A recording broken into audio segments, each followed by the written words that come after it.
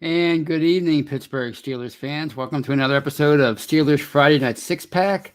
I'm your host, as always, Tony Defio. Thank you for joining me on this fine and nice and pleasant Friday evening. And I hope it's fine and nice and pleasant wherever you are. And if you're listening on one of our many podcasting platforms, please check out our audio-only shows such as the Retro Show, the Stat Geek, Let's Ride with Jeff Hartman. I'm sure I'm missing some. I always do. That's okay. You know where to find them. We have plenty of shows, and of course, there's audio and live shows like this one you can catch on YouTube and Facebook. There's the Hangover with Brian Anthony Davis and myself every Monday. There's the Curtain Call with Michael Beck and Jeffrey Benedict. There's the Scobro Show with Dave Schofield and his brother Rich. There's the Steelers Preview. There's the Touchdown Under Show.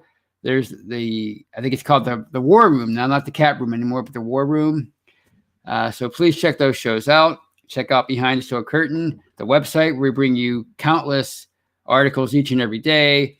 There's news. There's film breakdown. There's commentary. There's draft talk. There's free agent talk. Anytime anything happens, it's of any importance, you'll be able to find it on Behind the Steel Curtain. As we like to say, it's your one-stop shop for all your Steelers needs. So please check all that out. And hello to everybody in the live chat. Thank you for joining me. Let's see who we have here before I get started. There's Stacy Lynn from Facebook, Mine, Red Jane, and Bert from Facebook. And they say aloha from Maui. And I wish I was in Maui right now. I shouldn't say I love Hawaii. I've never been there, but I love the thought of being in Hawaii. I love the idea of being in Hawaii. If I could travel one place right now, it'd probably be Hawaii. Ezra.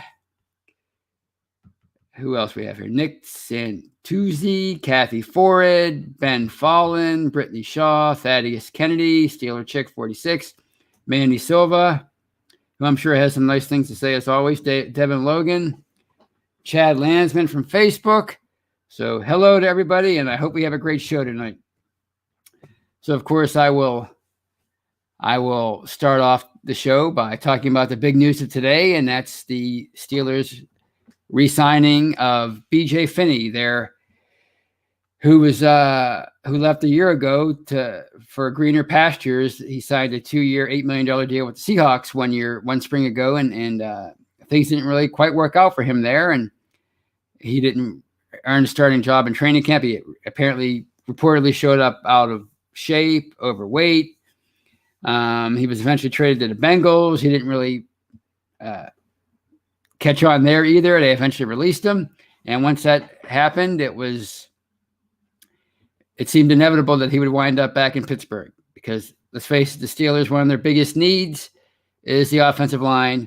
And not only do they need starters at some positions, but they also need backups. They need an influx of talent along the line, and it seems like a pretty good signing. It's not exciting, not sexy, but with Marquise Pouncey retiring, and you have J.C. Hassenauer, who the Steelers also signed this week as a exclusive rights free agent or a restricted free agent. I don't know which one was which, but he didn't have much leverage. I know that.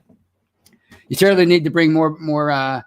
You need to address the interior line. They a year ago they signed Stefan Wisniewski in free agency to be the new B.J. Finney, and now maybe B.J. Finney has been brought back to be the new Stefan Wisniewski, if you will.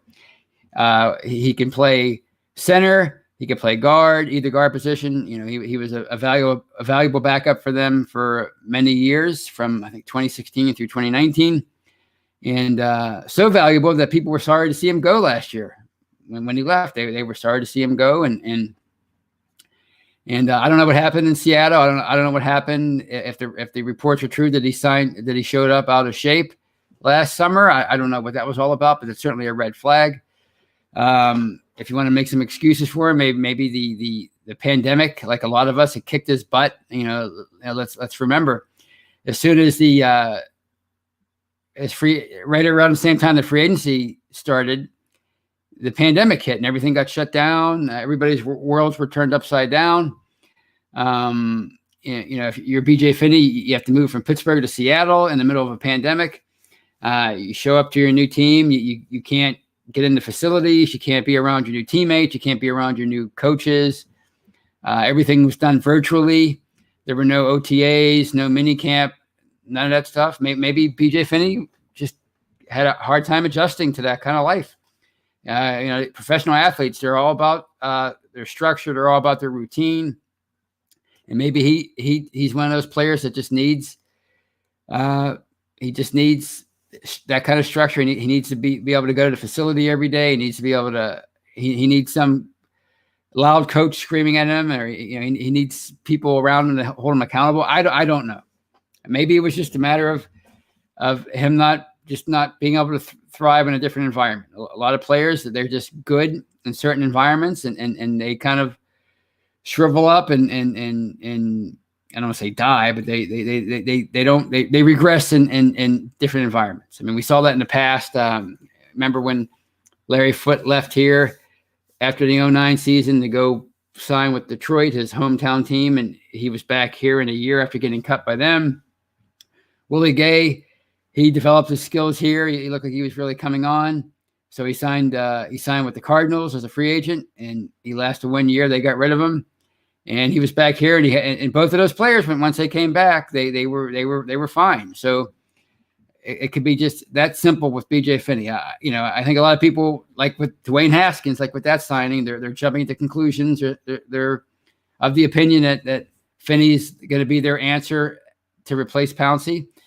I don't necessarily see it that way. I think that they just brought him in here because they know he at one time provided them with quality depth, and if it doesn't work out, they can always cut him in training camp, or whatever. So I don't think it's much of a risk. If it works out to the point where he does wind up being the starting center in 2021, well, I mean, it'll probably just be for 1 year, and it'll be a stopgap thing, and hopefully he can get the job done for them. In the meantime, I don't think this precludes them from going out and signing another veteran center. I don't think it's going to be anybody like a big time name. I don't think they're going to sign anybody with of that kind of ilk at any position, because they only have, last I checked, about $6 million room under the cap. And I think, as Dave Schofield pointed out sometime this week, a lot of that money has to go to other expenses like signing their draft class. I mean, of course, they can go out and restructure more deals or more contracts and create more room. And I'm sure that's something they're probably going to do. But even if they do that, they're still probably not going to create enough room for them to go out and splurge. But maybe, like Michael Beck said, they can address the center in 3 different ways. Maybe somebody like Finney, he's a quality backup who can play various positions. He can play all 3 positions on the interior. Maybe you go out and sign a veteran who's has a better pedigree than Finney, but somebody who's not going to be here long term. And maybe you address center in the draft, and it doesn't have to be in the first round. I don't think it's going to be in the first round. I don't think there's anybody worthy of drafting in the first round, but maybe you can grab somebody in the 3rd or 4th round, bring them in. If you draft somebody that high, it doesn't mean they're going to start right away, but you probably have plans for them to start eventually. So maybe you bring that guy in, and he has a year in the system. He learns from Adrian Clem for a year, and maybe next year he's ready to go. Or maybe he's a rookie sensation like Kevin Dotson. A year ago at this time, who would have thought? Who was thinking about Kevin Dotson, right? You drafted him in the 4th round, and how valuable was he for them last year? How often did he save their bacon? At right guard, at left guard, he was fantastic, and now he's going to be there. He's probably going to be their starting left guard heading, in 2021. And that's why you draft guys like that and you develop them, and it's for that reason, because it's hard to keep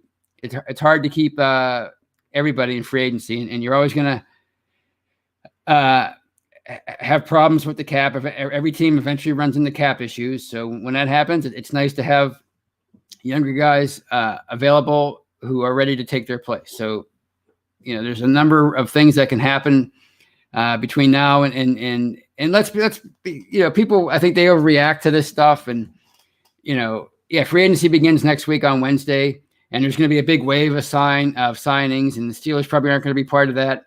And they're probably not going to do a whole heck of a lot, but the offseason is a long one, right? I mean, you have until training camp to sign whoever you want. You can trade for people. Players get cut all the time. I like to look at the big picture when it comes to the offseason. And like 4 years ago, who would have thought they would ever land a guy like Joe Hayden, right? It's just things happen, and when they do happen, you just have to be ready for it. So the offseason is not just going to be next week. Free agency isn't going to be just a 1 week deal.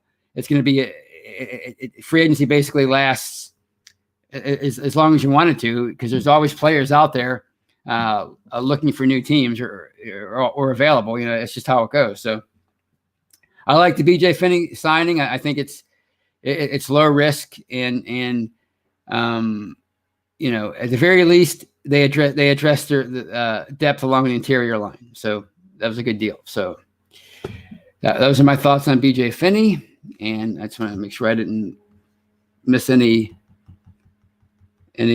super chats, and I did not. So we're good there. Let's see what they have here. If I have see if I can find any comments, any nice comments from people. So let's see what we have here. I'll bring this one up. Sorry for the delay. I was trying to multitask. And Stefan Carestis says Haskins could be a waste with no guaranteed money due. Yeah, well, that's a low risk move. You bring a guy in, you get him in your system. He's a young guy with a high pedigree, a former first round pick. He didn't work out in Washington for any number of reasons. They soured on him pretty quickly. He has some might say some discipline issues. Maybe you get him in here. Maybe you develop him. Maybe he develops in Matt Canada's system, and who knows? He could be your future starting quarterback. You just never know. But if he's not that guy, then you can always just get rid of him. You can always just cut him, and it's not going to cost you a whole lot. So there's nothing wrong with that. I think as long as I've said many times, as long as Ben's still here, these are the kind of moves they're going to make it at the backup quarterback position. They're going to bring in guys like Mason Rudolph, like Josh Dobbs, Devin Hodges, Landry Jones many years ago, Zach Mettenberger. You bring them in.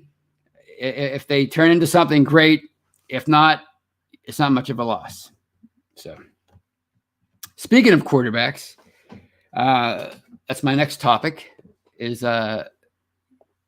this year's crop of quarterbacks in the NFL draft? You have Trevor Lawrence, Zach Wilson, Trey Lance.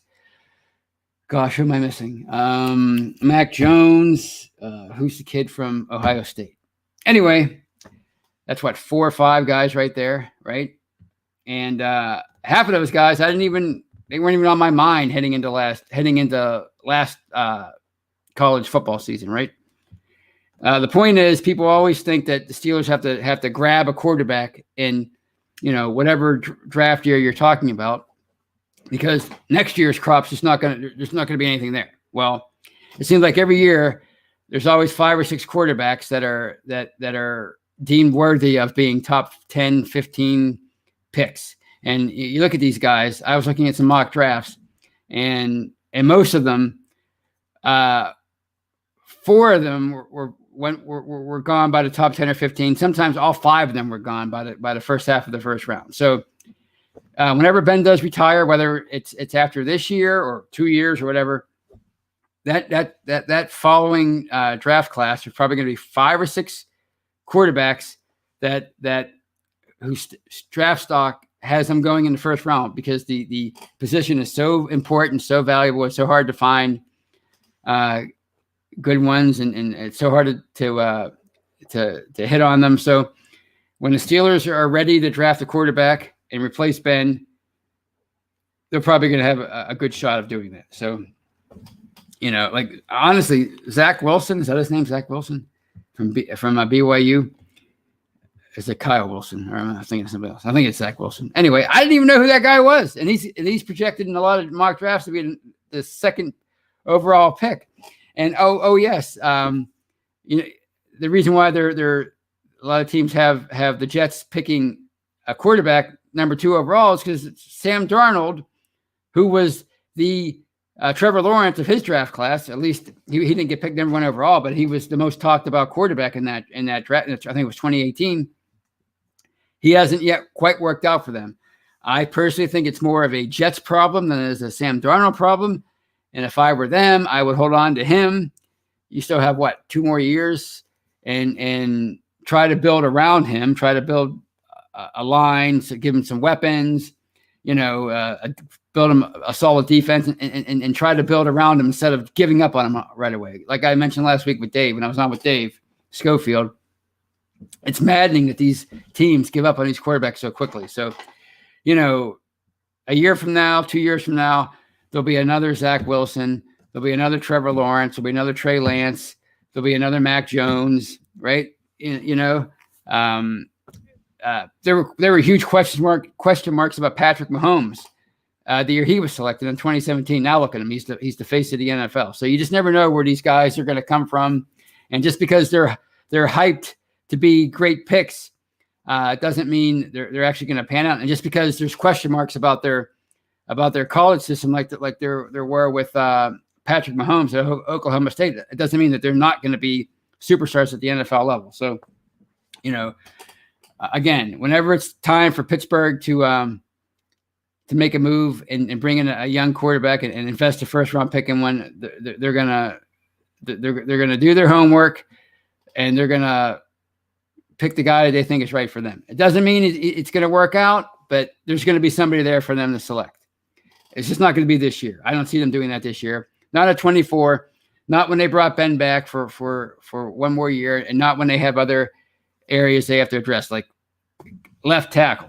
I mean, I was finally getting around to looking at the prospects and certain positions, and it looks like there's going to be a lot of offensive tackles available when the Steelers pick. They're going to have probably their pick of 1 or 2 or 3 guys whenever their time rolls around at 24.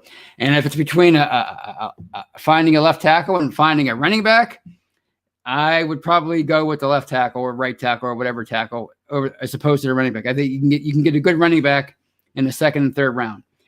If you don't have a good line, like we saw last year, if your line struggles against blocking against the run, or blocking for the run, I should say, it felt like the Steelers were blocking against the run last year. But if you're having trouble in run blocking, it doesn't really matter who the running back is. So I guess I can say that now after really starting to dive into the draft. If it were me, people always ask me every week, where do I see them going?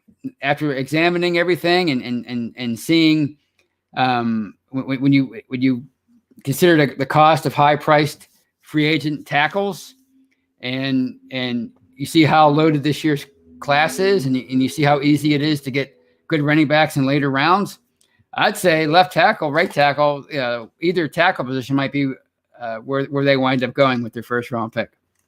That's just my opinion. And I know anytime anybody has an opinion about a draft, people get, oh my God, I can't believe you said that. Well, we're still 2 months away. So it's just my opinion. What do I know? And on that note, I'm going to say goodbye for the first half of tonight's show. We still have 1 more half to go.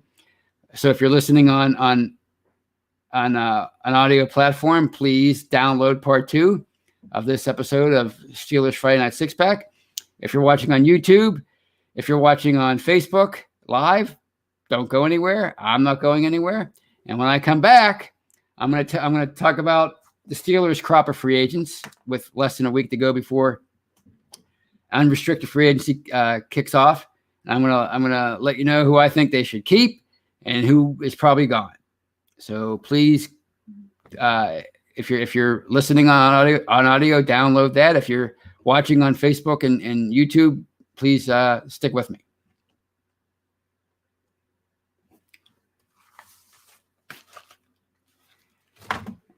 All right, welcome back to part 2 of this episode of Steelers Friday Night Six Pack. I'm your host, as always, Tony Defio. And if you're still with me on YouTube and Facebook, yes, thank you for sticking around. If you downloaded part 2 on your audio platform, thank you very much. We love it. We love you for sticking with us in the off season. We always have great content for you. We always try hard to cover every aspect of the Pittsburgh Steelers. So we always appreciate the fact that you're watching, you're listening, you're commenting, you're donating. You guys are great. So I want to talk about, as I mentioned in the first half of the show, I want to talk about the Steelers' crop of free agents, because they have a lot of them, and they're probably not going to be able to keep even half, probably not even a third of them. That's how precarious their situation is. But they do have a list of guys, and they're going to keep somebody. So let's find out who I think they should keep and who's probably going to go. And when you're talking about somebody, I'll start off with Robert Spillane, the new sensation. He's an exclusive rights free agent. He came in last year, filled in for Devin Bush after his injury. He showed a lot of potential, not just as a thumper, but he actually showed some promise in pass coverage. So he looks like he might be somebody that can develop into a really good player. And he has no leverage as an exclusive rights free agent. He has no leverage, so he's obviously going to be back. So that's not even, there's not much to say there. He's probably going to be the starter alongside Devin Bush, and even if he's not, he's going to be a one heck of a backup behind Bush and Vince Williams. And as of right now, Vinny's still on the team. He hasn't been cut yet. I don't know if he will or not, but it wouldn't surprise me, because they could save themselves some money under the cap by releasing Vince Williams. I hate to see that happen, but I mean, nothing's off the table with them right now, because they have a lot of tough decisions to make. So anyway, Robert Spillane, he'll be back, of course. And then next up we have Ola. And Ola's he's a restricted free agent, I believe. Yes, restricted free agent. And it's not gonna cost a lot to bring him back. They need depth behind T.J. Watt and Alex Highsmith.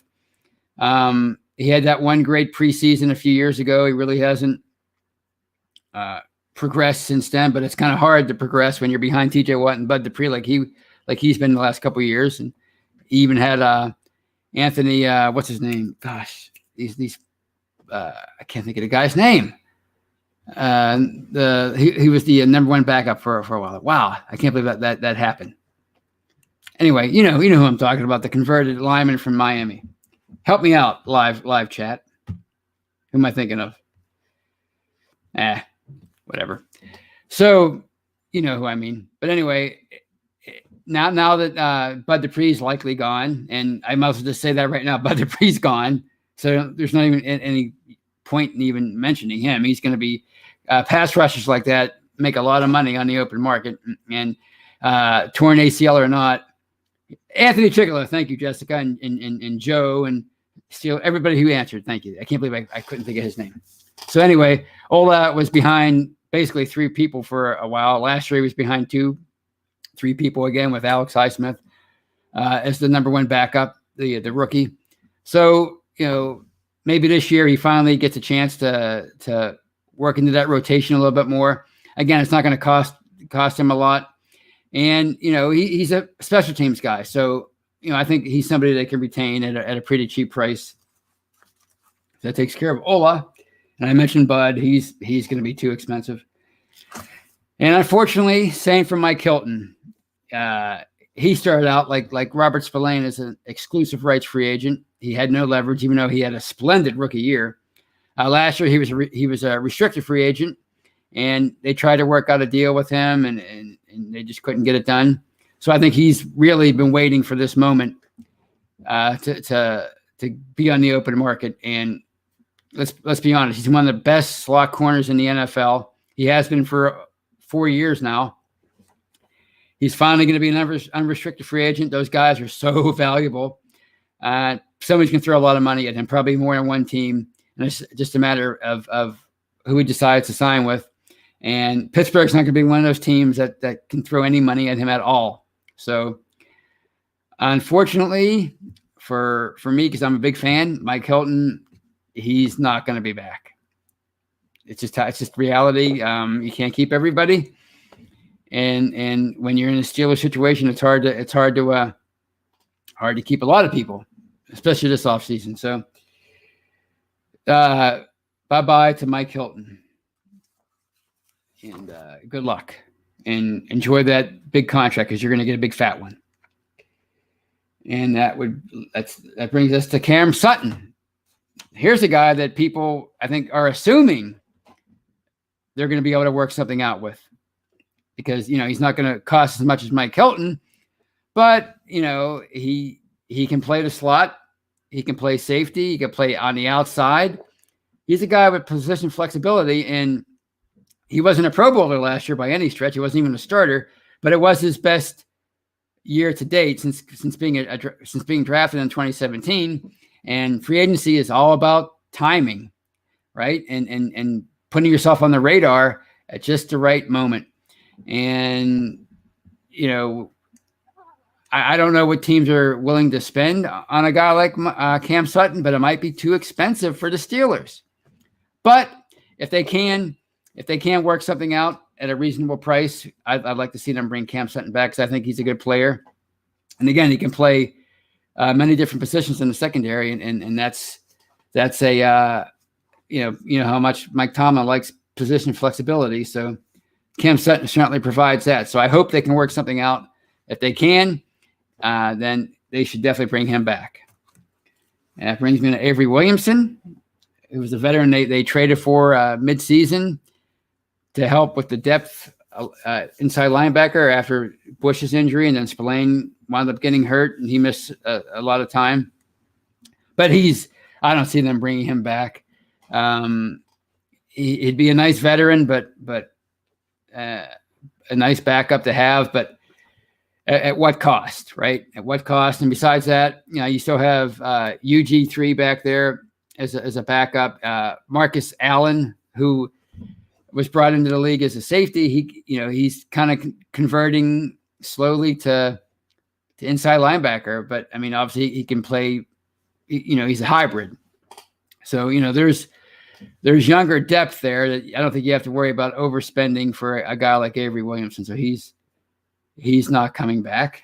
I don't think. I don't even think it's even a question with him. Jaron Elliott, he's a guy that just seems to be, he's bounced around the league for a number of years, but he really hasn't made his mark. He's 29 years old. He's an outside linebacker, but at this stage, if he hasn't shown anything by this point of his career, he's probably not going to. And yeah, he would be a cheap guy to re-sign, but you could probably get an undrafted free agent to come in and do what he can do, or you can draft somebody. So I don't think he's coming back. Jordan Berry, the punter. Is this the year they finally move on from him? They tried last year. They brought in, I can't think of names tonight. The ex-Steelers' son, Colquitt. My gosh, I'm so bad tonight. And they quickly cut him because Colquitt just didn't have it. And they brought back Jordan Berry. But, I think they could probably move on from Jordan Berry and bring somebody in younger and cheaper. And if they have to, they could probably go back to Jordan Berry and re-sign him. So I'm not worried about Jordan Berry at all. Josh Dobbs, he's probably not gonna get re-signed. If they brought in Dwayne Haskins, he'll probably be the number 3 quarterback next year. And I like Josh Dobbs. I think he might have a chance to thrive and while learning Matt Canada's system as a backup or a third stringer next year. But I don't think they're gonna try to bring him back. So he's probably not going to come back. And that brings me to Matt Filer, the who spent 2 years as a right tackle. He was a guy, undrafted free agent. He was developed by Mike Munchak. He looked really good at right tackle for 2 years. Really good. So good that they traded Marcus Gilbert to the Cardinals prior to the 2019 season. And he was great. Last year, because of Zach Banner and Shooks Okorafor, and obviously they had Big Al at left tackle, they moved Matt Filer to left guard. And he was a versatile backup for a number of years. He could play both guard and right tackle or left tackle, but he clearly struggled at left guard last year. So he's a free agent. If I were him, I would market myself as a tackle in free agency. If I was him and his agent, I think he'd be crazy not to. And when you see like teams like the Chiefs, who cut both of their tackles, I think this week, he's going to get paid.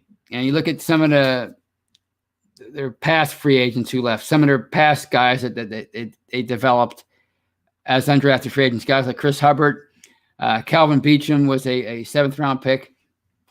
And they both got huge contracts on the open market. And I think same's going to be said for Matt Filer.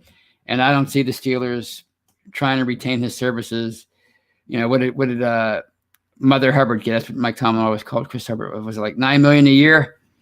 I think Beachum got something similar with the Jaguars about 5 years ago.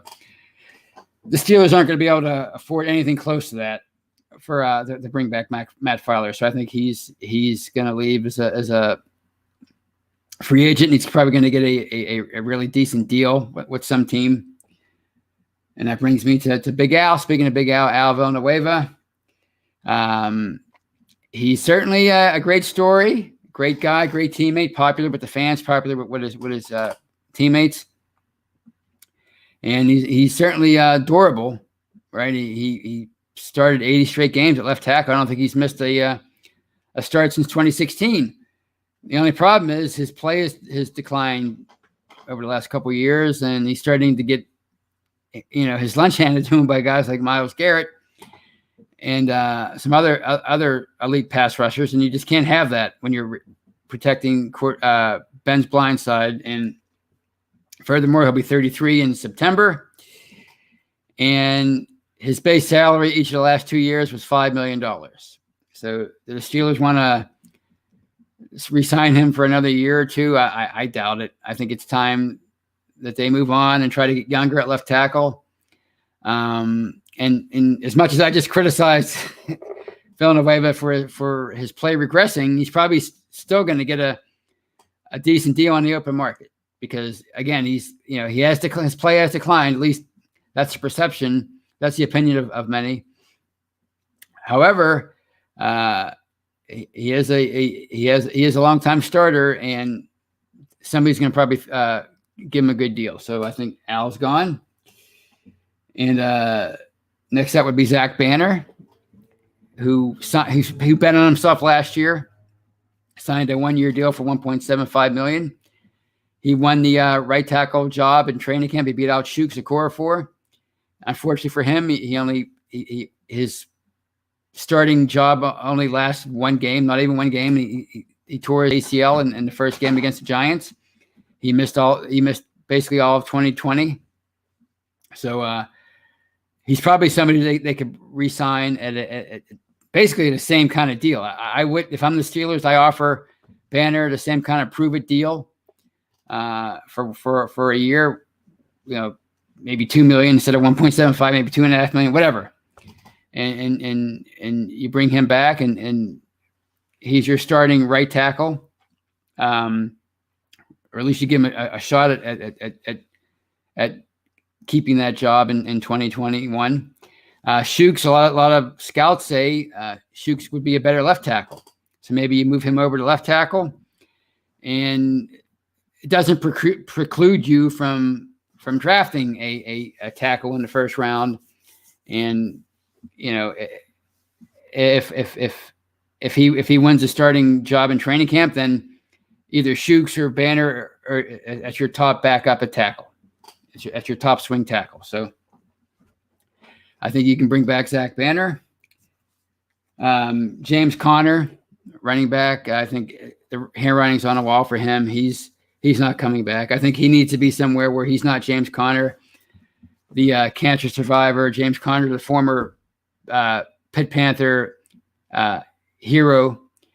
He's just James Conner, the running back. I think he would be best served to move on. Plus, I don't think they're going to bring him back anyway. I don't think they have any thought of bringing him back.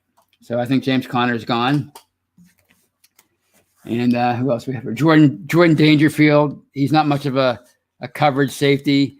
He's not much of a safety, period, really. He's a backup, but he was their special teams captain last year. So I think that's somebody that they can retain at a really cheap price. I think he'll be back. And who else do I have on here? Obviously Juju. I mean, I didn't even bother with Juju because I don't think there's any way they can retain him. That leaves Sean Davis. Sean Davis is somebody that I mentioned last week that if things don't work out with Mike Hilton, which they're not going to, or even Cam Sutton, maybe Sean Davis is somebody they can retain for at least a year and be their slot corner. I don't know if people remember this, but when Sean Davis was drafted, he came into the league as both a safety and a corner, and he was their starting slot corner in his rookie year before he transitioned over to strong safety. Now, obviously, with Terrell Edmonds and Minka as your starters, there's no room for him there. But if they feel that they can't retain either the guys I just mentioned, maybe Sean Davis for a year is your starting slot corner. And I know Dave didn't seem to like that when I mentioned that last week. He's a better X's and O's guy than me, but I do know that times are tough for them, and they're going to have to try to find bargains wherever they can. And if Davis can fill that role for them for a season, he might not be a Pro Bowler, but maybe he can be he could be reliable, right? And to boot, he has experience at both free safety and strong safety, and he can be maybe your top backup there, and you can maybe throw in a younger guy if you had to start Sean Davis at safety for a game or two. So somebody like was it James Pierre? A lot of people were was that his name? Excuse me. A lot of people were high on him and his potential last year, so maybe he can come in and be a starting slot corner for a game while Sean Davis fills in at safety. So, the Steelers are going to have to look for bargains, and maybe Sean Davis can be a bargain signing for them and kind of fill a role for them for a year while they work out their financial mess, which they always seem to find themselves in. But hopefully after 2021, things get brighter as far as their salary cap. So those are the free agents. If I missed anybody, I'm sorry. I don't think I did. Looking at my list, I think I covered everybody. They re-signed Hassan Howard. They re-signed Ray McLeod, who I think, speaking of a year ago at this time, who would have thought that they would find a really good punt returner in Ray McLeod, and they traded for him during training camp, and not only can he be a good punt returner for them, but he might be a decent number 4 receiver, a guy who can be a weapon in Matt Canada's offense. You don't know. So those are my thoughts, and I will round out the show as always by taking your questions. Kathy Ford's crying. I don't know why.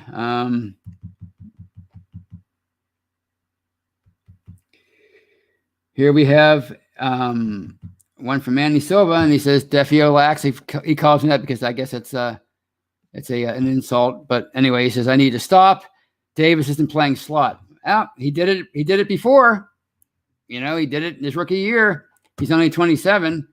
Again, when times are tough, you have to be creative. And Mike Tomlin likes position flexibility, and Davis is capable of playing that because he did it already, and obviously he can play safety. So if you're looking for somebody who you can who could fill that role on a cheap deal for a year, maybe Sean Davis is that guy. And here's one from Ezra. I think Ezra's the one who's never liked Deontay Johnson. He says Ray will replace Deontay Johnson. I don't see that at all. I think Deontay Johnson is one hell of a talented receiver. He just had some trouble last year with drops. I mean, he's a young guy. You gotta give these guys time to develop. Oh, Ron Chess, that's right. Thank you, Ron Chess. He brings up a good point. I can't believe I do have him written down. Maybe I do need to stop. But yeah, Tyson Alualu. Here's a guy who, wow, what a valuable player he was for them last year for their defense at nose tackle. I mean, you lose Javon Hargrave, you're worried about that. And a guy like Alualu was so good, especially against the run. And when he was hurt at the end of the year, it was noticeable, when he was absent. So Alualu, I mean, I don't know if you're going to be able to retain a guy like that. He's going to command a starting salary. He's 33 years old. I think he'll be 34. His birthday's the same as mine, May 12th. So, but that doesn't mean he's not going to get a decent contract. So if they can find a way to bring him back, at the very least, their starters along the defensive line are still going to be really, really good. When you have Cam Hayward, obviously Stephon Tuitt and Alualu, that would be one great defensive line. The depth is going to be an issue. Isaiah Buggs, he really hasn't shown a whole lot yet. Carlos Davis, last year's 7th round pick. Is Chris Wormley still on the roster? He didn't really do a whole heck of a lot last year. So depth is going to be concerned, but if you can find a way to retain Alualu, I think you have to bring him back because he was a really valuable player for them last year. Here's one from Steeler Chick 46. And people thought I was crazy when I said a month ago, Art II, talking up Mason for a potential trade. Well, I don't know about that. Why would they want to trade Mason Rudolph? I mean, first of all, he's coming into the final year of his rookie deal, so you're not going to get a whole lot in return for him. I think this Mason's your primary backup in 2021. If he shows anything at all in any kind of growth, maybe they take a chance on him and just being Ben's replacement in 2022, even if it's just on a 1-year deal. I don't know, but I don't think they're going to trade Mason Rudolph. Here's one from Tate Boys, and he says 3-headed monster, meaning the running back backfield. Anthony McFarland, Etienne, I can never say that guy's name, and of course Snell. I don't know. I think you can find a decent guy in the 2nd or 3rd round. If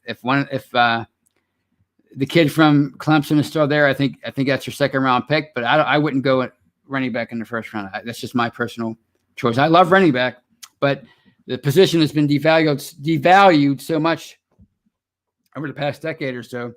I think the 2nd round is the new 1st round for running backs. I think you can find really good players in the 2nd round, a la Le'Veon Bell. So here's one from Puente Quimba. Emmanuel Sanders or John Brown, which one should we sign? Hint, sign about abolitionist. I don't know. Brian Anthony Davis talked about bringing in a veteran last week, and I don't think you can go wrong with either guy. A guy, these guys have been around. They know what it takes to be professionals. I know a lot of people soured on Manny Sanders for the way he left here and some of the things he said about Ben's preparation after he left. But, he's a veteran now. He's older now. He's more mature, hopefully. I never really had a problem with Manny Sanders. Maybe some teams in free agency had a problem with him when he tried to leverage himself in the free agent market back in 2014. But I've never had a problem with Sanders. So I would say, either one would be a good signing. The question is, are they going to go that route, or are they just going to draft another guy in the 2nd round like they do every year? I don't know. We'll see.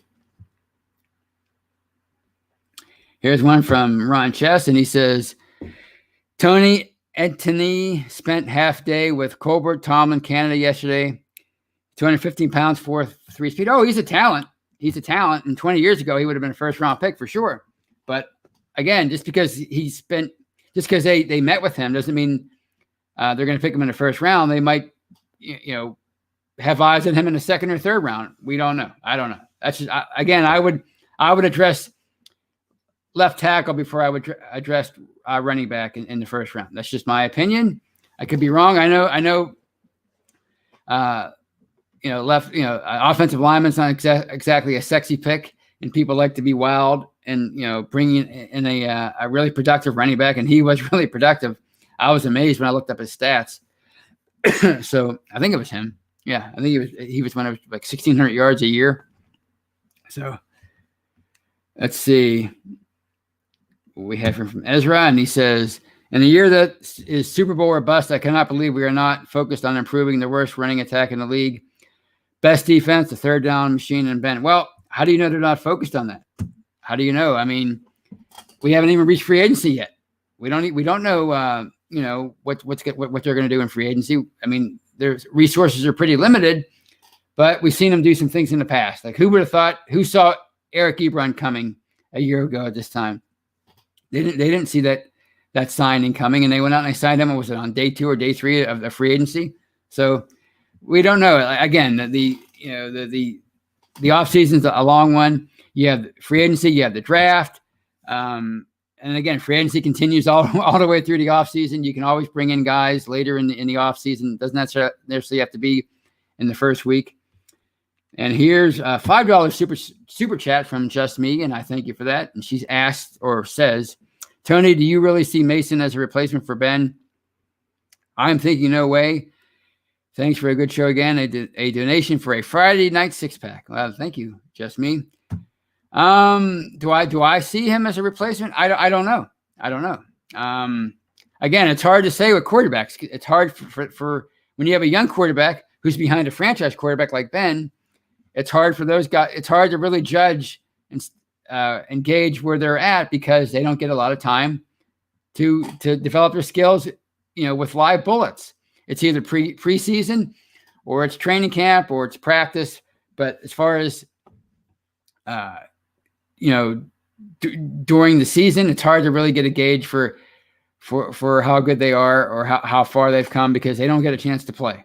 It isn't like other positions, like backup linebacker or backup offensive line. They don't get a chance to play, so we don't know. So do I see him as a replacement? Probably not. No, but again, you never know. You never know who they're going to give the reins to first. It could be him. It could be Dwayne Haskins. It could be a veteran, a high-priced veteran that they bring in because they have a lot of cap room and they have a really great defense and a great running back, and that offensive line is rebuilt, and they want to take a shot at a Super Bowl, so they bring in a veteran in free agency. We just don't know where it's going to come from. More than likely, like I've been saying, it's probably going to be a first-round pick. So he had a full year. Yes. Here, this is my point. Just Me says he had 2019, and Port Naquima says, "Come on, Mason, a full year when Ben went down and he lost his spot to a duck collar." That's my point. That's what drives me crazy. You give a guy 10. He had 10 games that year. You give a guy 10 games to prove himself, and that's it. You don't give him 2 or 3 years. Quarterbacks used to have 3 or 4 or 5 years to prove themselves. Now it's like, all right, it's been a year. You haven't shown me that you're a future Pro Bowler. You're gone. Come on. Give the guy. It's like Jacoby Brissett's another one. I think why aren't teams letting this guy develop? Why do they keep passing him over for other quarterbacks like Carson Wentz? You think, I don't know. So you got to give these guys 2 or 3 years in the system to allow them to grow, not just in the system, but as starters. Allow them to grow with their teammates and grow as starters in the NFL. So come on, 10 games and you're ready to move on from him. Troy Polamalu struggled his rookie year, and by the next year he was an All-Pro, right? You just never know. You can't judge a guy on a half a season or even a full season. Sometimes you just have to let them throw them in there and let them develop for a few years. Let them go through the growing pains and struggle and then who knows? Maybe they become better players. Here's one from GN Fan. I think let's see here. Here's a good one. It's a good point from Steelers Pittsburgh. And Steelers Pittsburgh says, that's how Buffalo waited for Josh Allen. That's right. Josh Allen struggled early on. Now he looks like he's going to be a really good quarterback for a number of years. Sometimes you just have to let these guys, you have to throw them in there and let them take their lumps and learn.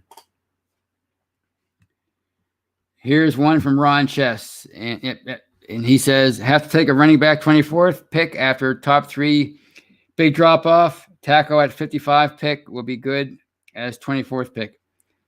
Tony, watch. I will bet you a beer. Okay, well, you never know. I mean, we have almost 2 months to go, and of course, free agency is going to shape a lot of what they do in the draft.